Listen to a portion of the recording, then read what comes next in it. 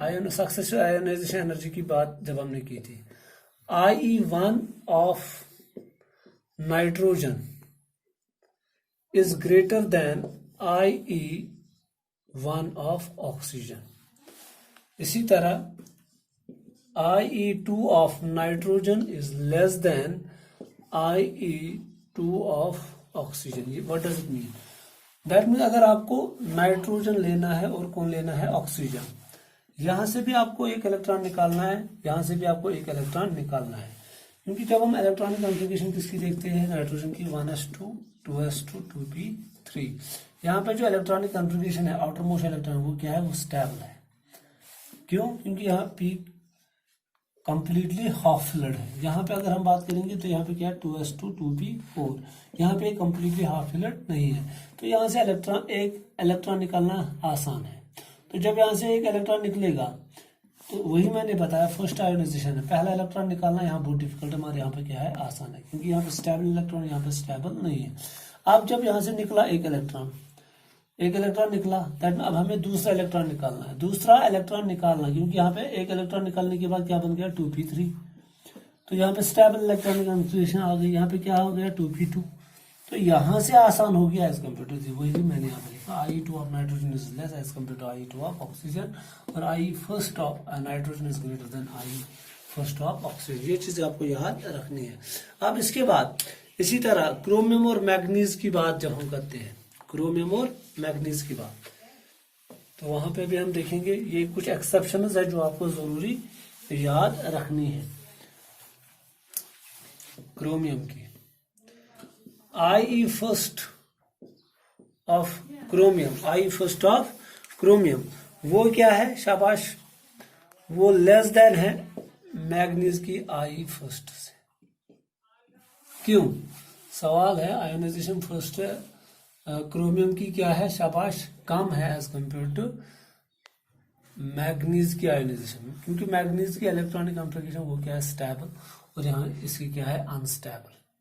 ये आपने देखा होगा, इसकी इलेक्ट्रॉनिक कॉन्फ़िगरेशन जिसको हम बोलते हैं एक्सेप्शनल है क्रोमियम की, 4s2 3d4 है एक्चुअली, और यहाँ पे क्या है?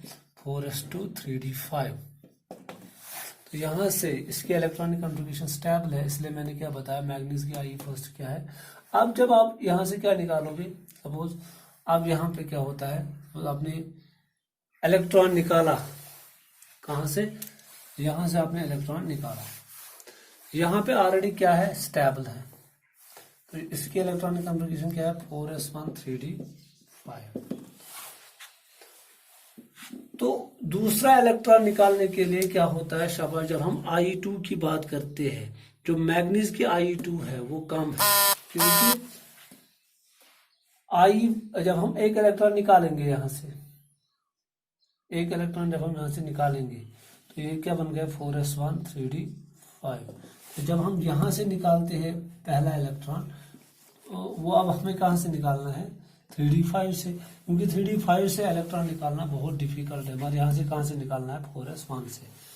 याद रखो, फिर से मैं समझाऊंगा ये व्हाट डज दिस मीन।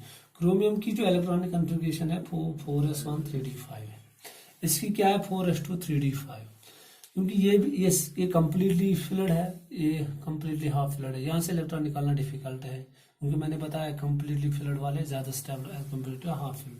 यहाँ से इलेक्ट्रॉन निकालना डिफिकल्ट, इसलिए मैंने क्या बताया? यहाँ पे मैग्नीज की जो आयोनाइजेशन एनर्जी फर्स्ट है वो ज्यादा है किसी क्रोमियम, क्योंकि यहाँ पे क्या है? शाबा हाफ फिल्ड है, यहाँ पे 4s1 है। अब जब यहाँ से इलेक्ट्रॉन निकला, यहाँ पे और एक बच गया, क्योंकि ये फोर्थ शेल से निकालना है। यहाँ पे किससे निकालना है? फिर यहाँ पे बच गया 4s0 3d5, यहाँ पे क्या बच गया? 4s1 3d5। तो यहाँ पे फोर्थ शेल से इलेक्ट्रॉन निकालना है, यहाँ पे किससे निकालना है? 3d से। तो दैट मीन्स जो क्रोमियम की IE2 है वो ज्यादा है किसकी? मैग्नीज की IE2 से। याद रखिएगा, ये भी एक एक्सेप्शन है। इसी तरह जब हम बात करते हैं ग्रुप, जब हम सेकंड पीरियड की बात करते हैं, सेकंड पीरियड में बेरिलियम और बोरान की जब हम बात करते हैं, बेरिलियम और बोरान, क्योंकि इसके इलेक्ट्रॉनिक कॉन्फ़िगरेशन क्या है? 1s2 2s2, इसकी क्या है? 1s2 2s2 यहाँ पे स्टेबल इलेक्ट्रॉनिक कॉन्फ़िगरेशन है, यहाँ पे स्टेबल इलेक्ट्रॉनिक कॉन्फ़िगरेशन नहीं है। तो इसीलिए बेरिलियम की जो ये अक्सर देखा गया है अलोंग द पीरियड क्या हो जाता है, एटॉमिक साइज डिक्रीज हो जाता है क्योंकि साइड इफेक्ट इंक्रीज हो जाता है। मगर और एक यहाँ पे कौन सा फैक्टर डोमिनेंट है, यहाँ पे फैक्टर डोमिनेंट है इलेक्ट्रॉनिक कॉन्फ़िगरेशन, इसकी स्टेबल है, इसकी स्टेबल नहीं है, इसलिए इसकी आयोनाइजेशन एनर्जी क्या होती है, सबसे ज्यादा होती है। इसी तरह जब हम बात करते हैं मैग्नीशियम और एल्युमिनियम की, वहां पर भी यही होता है, मैग्नीशियम की जो आयोनाइजेशन एनर्जी है वो क्या है, वो सबसे ज्यादा है। तो ये आपको याद रखना है, मैग्नीशियम और एल्युमिनियम में भी आयोनाइजेशन एनर्जी किसकी होती है ज्यादा, क्योंकि ये स्टेबल है, ये स्टेबल नहीं है। इसी तरह कैल्शियम और गैलियम के लिए आपको याद रखना है, ये ग्रुप सेकंड और ग्रुप 13 के लिए आपको याद रखना है, किस beryllium, boron, magnesium, aluminium, calcium, gallium, यहाँ पे आपको ये याद रखना है। इसी तरह मैंने आपको बताया ऑलरेडी, मैंने आपको बताया नाइट्रोजन की जो फर्स्ट आयोनाइजेशन एनर्जी होती है वो क्या होती है, ज्यादा होती है कि एज कम्पेयर टू ऑक्सीजन, क्योंकि इसकी स्टेबल इलेक्ट्रॉनिक कॉन्फ़िगरेशन होती है एज कम्पेयर टू ऑक्सीजन। इसी तरह जब हम बात करते हैं फास्फोरस और सल्फर की, वहां पे भी फास्फोरस की क्या होती है, फास्फोरस की क्या होती है ज्यादा एज कम्पेयर टू सल्फर, क्योंकि इन दोनों की इलेक्ट्रॉनिक कॉन्फ़िगरेशन क्या होती है, स्टेबल। पर फर्स्ट आपको देखना है, हम बात करते हैं फर्स्ट आयोनाइजेशन एनर्जी की, पहले आयोनाइजेशन एनर्जी में पहला इलेक्ट्रॉन निकालने की बात जब आएगी। इसी तरह जब हम क्योंकि इसमें आता है आर्सेनिक भी आता है, इसमें आर्सेनिक, और इसमें कौन आता है, शाबाश, सेलेनियम, इसमें आर्सेनिक की सबसे ज्यादा है। दैट मीन्स ये मैं यहाँ पे पूरा लिखूंगा, जो ग्रुप सेकंड है और ग्रुप 13 है, ग्रुप सेकंड की जो आयोनाइजेशन एनर्जी फर्स्ट है वो ग्रेटर है as compare to ionization energy first of group 13। ये आपको याद रखना है, डेफिनेटली आपको ये याद रखना है। इसी तरह और कुछ चीजें आपको याद रखनी है इस आयोनाइजेशन एनर्जी में, वो है प्लैटिनम और जो डी ब्लॉक में है आते हैं, ये बात की थी हमने, एस ब्लॉक और पी ब्लॉक के कुछ एक्सेप्शन, वो रीजन भी मैं बता रहा हूँ कि क्या हो रहा है, क्यों हम ये लेते हैं, ये सारा आपको जरूरी याद रखना है, क्योंकि एग्जाम में यही से क्वेश्चन आते हैं, चाहे वो नीट का एग्जाम हो, चाहे वो जेई का एग्जाम हो, तो यही से क्वेश्चन आते हैं। अब एक्सेप्शन है प्लैटिनम और सिल्वर की, प्लैटिनम और सिल्वर। जब हम प्लैटिनम और सिल्वर की बात करते हैं तो इलेक्ट्रॉनिक कॉन्फ़िगरेशन क्या है, यहाँ पे प्लैटिनम की है 4d10 और 5s0, 5 यहाँ पे क्या है, यहाँ पे 4d10 5s1।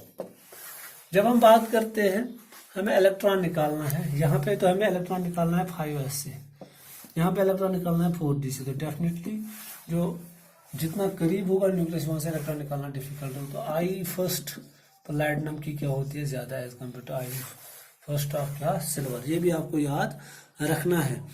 और एक चीज आपको याद रखना है, जो कैडमियम और सीडी और इंडियम है, यहां पे आपको क्या रखना है याद, जो कैडमियम है इसकी आयोनाइजेशन एनर्जी फर्स्ट ज्यादा है as compare to indium.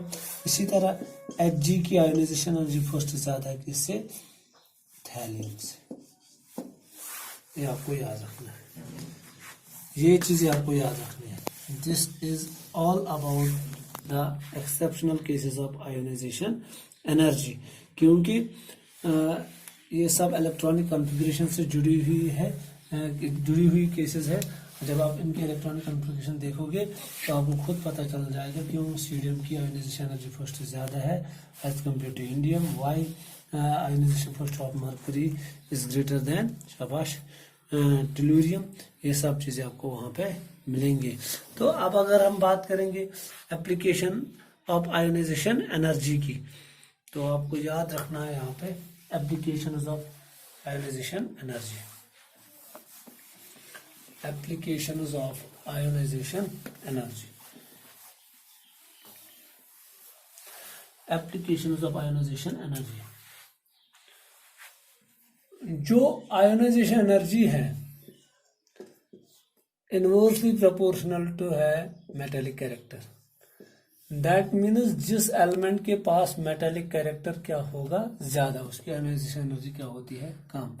That mean metals की आयोनाइजेशन एनर्जी क्या होती है, कम as compare to non metals, यहाँ एज कम्पेयर टू मेटालॉइड्स। ये है पहली एप्लीकेशन।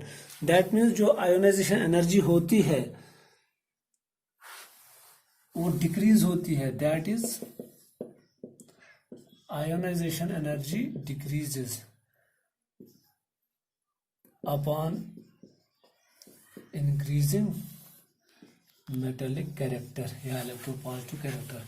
जितना इलेक्ट्रोपॉजिटिव कैरेक्टर ज्यादा होगा उतना आयोनाइजेशन एनर्जी कम होगा, और आयोनाइजेशन एनर्जी क्या हो जाएगी, इंक्रीज हो जाएगी upon increasing non metallic character, that में इलेक्ट्रोनेगेटिव कैरेक्टर। जितनी इलेक्ट्रोनेगेटिविटी ज्यादा होगी उतना क्या होगा, शाबाश, जिसको हम बोलते हैं